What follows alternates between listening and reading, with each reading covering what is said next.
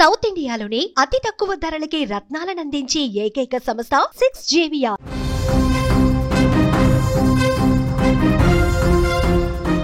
కడపలో దారుణం చోటు చేసుకుంది. ఓ కుటుంబం మొత్తం రైలు కింద పడి ఆత్మహత్య చేసుకుంది. దీంట్లో ముక్కు పచ్చలారని చిన్న పాప కూడా ఉంది.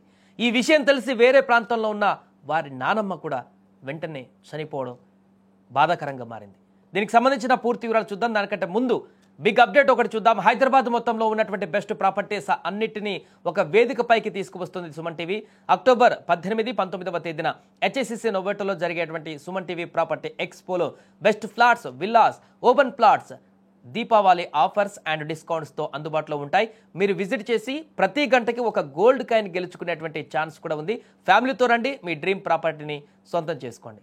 రైట్, ఇక వివరాల్లోకి వెళ్తే కొంతమంది జీవిత పోరాటంలో అలసిపోయి తమ నిర్ణయంతో చిన్నారుల జీవితాలను కూడా బలి చేస్తున్నారు. ఈ మధ్యకాలంలో ఇలాంటి ఘటనలు ఎక్కువగా జరుగుతున్నాయి.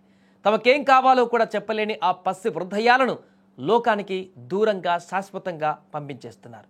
సరిగ్గా ఇలాంటి హృదయ విదారకర ఘటనే ఆంధ్రప్రదేశ్లోని కడప జిల్లాలో తాజాగా చోటు చేసుకుంది. గూడ్స్ రైలు కింద పడి ఒకే కుటుంబంలోని ముగ్గురు బలవన్మరణానికి పాల్పడ్డారు. అయితే ఈ ఆత్మహత్యలో అభం శుభం తెలియని ఏడాదిన్నర కూడా నిండినటువంటి ఒక పసి పాప ఉండడం, ఆ పాపను కూడా కడతేర్చడం గుండెలను పిండేసింది. వీరి మరణ వార్త గురించి తెలుసుకున్నటువంటి మృతుడి నానమ్మ కూడా మృతి చెందడం మరింత విషాదాన్ని నింపింది. ఆదివారం రాత్రి 11 గంటల తర్వాత కడప రైల్వే స్టేషన్ సమీపంలో ఈ యొక్క ఘోరం చోటు చేసుకుంది. Railway station Krishnapuram railway station మధ్యలోని 3వ నెంబర్ ట్రాక్పై ఓ కుటుంబం ఆత్మహత్యకు పాల్పడింది. వేగంగా దూసుకువస్తున్న గూడ్స్ రైలుకు ఎదురుగా నిలబడి వారు బలవన్మరణం చెందారు. రైలు ఢీకొట్టిన ధాటికి ఆ ముగ్గురి మృతదేహాలు ఛిద్రమై చెల్లా చెదురుగా పడ్డాయి. ఆ ప్రాంతమంతా విషాదభరితంగా మారింది.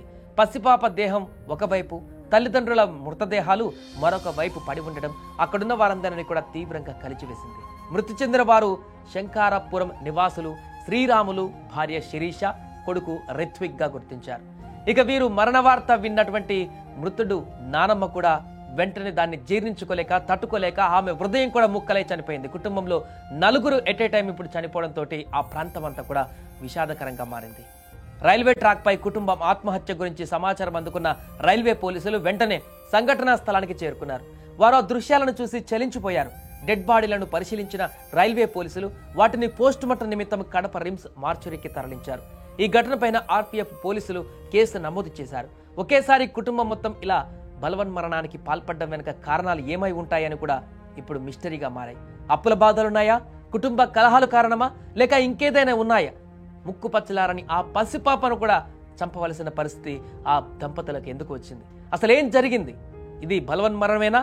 ఎవరైనా వారిని బెదిరించి లేకుంటే ఇంకేదైనా కారణం చేత, ప్రోద్బలం చేత భయపడి మరణించారు? ఎందుకు ఈ రకమైనటువంటి ఆత్మహత్యకు పాల్పడ్డారు? ఏం అభం శుభం తెలియని ఆ పాపను ఎందుకు చంపవలసి వచ్చింది? వీరి జీవితం ఇంకా చాలా ఉంది. అలాంటి జీవితాన్ని అప్పుడు ఎందుకు ముగించుకోవలసి వచ్చింది? ఈ వార్త తెలిసిన తర్వాత అక్కడెక్కడో ఉన్న నానమ్మ కూడా గుండెలు పగిలి వెంటనే చనిపోవలసినటువంటి పరిస్థితి ఎందుకు వచ్చింది? ఒకే కుటుంబం నలుగురు ఒకే రోజు మరణించినటువంటి వార్త ఆ ప్రాంతాన్నంతా కూడా శోకసంద్రంలోకి ఎందుకు ముంచింది? అసలు ఏం జరిగింది? ఈ ఘటనకు గల కారణాలు ఏంటి? ఎందుకు ఆత్మహత్య చేసుకున్నారు? వారికి ఎలాంటి సమస్యలు ఉన్నాయి? వారు ఎక్కడ నివాసం ఉంటున్నారు? అంతకుముందు ఏం జరిగింది? ఇవన్నిటిని కూడా పోలీసులు ఇప్పుడు దర్యాప్తు చేస్తున్నారు. దీంట్లో ఈ అన్ని దర్యాప్తులో మరిన్ని వివరాలు బయటకు వచ్చేటువంటి అవకాశం ఉంది. ఏదేమైనా కూడా ఆత్మహత్య చేసుకోవడం, బలవన్మరణం చెందడం, అది కూడా ఒక చిన్న పాపతో కలిసి దంపతులు ఆత్మహత్యకు పాల్పడడం చాలా హృదయ విదారకరంగా ఉంది ఈ ఘటన.